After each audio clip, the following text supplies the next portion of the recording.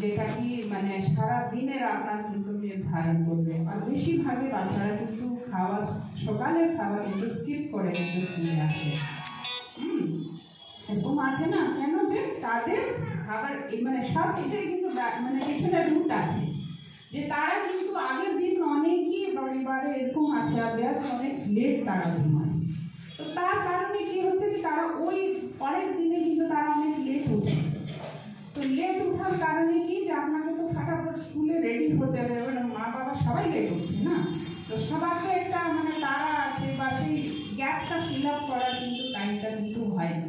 মানে শরীরকে তো একটা পরিচর্যা দিতে লাগে না, ওটার টাইম আছে, আমাদের তো একটা বায়োলজিক্যাল ওয়াচ আছে না, সে অনুযায়ী যখন আমরা চলছি না বেশিরভাগই চলছি। তো তখন যখনই আমরা এই সাইকেলটাকে কিন্তু চেঞ্জ করে নিই তখনই কিন্তু সমস্যা কিন্তু শুরু হয়ে যায়। আর সেখানেই কিন্তু মানে এখন WHO এই 3টা জিনিসটা বলে দিয়েছে যে আপনার হাইপারটেনশন, সুগার আর থার্ড কিন্তু এই ধরনের মারাত্মক, যেটা কি মানে খুব কমন, মানে 2টা জিনিস তো হয়ে গেছে কমন।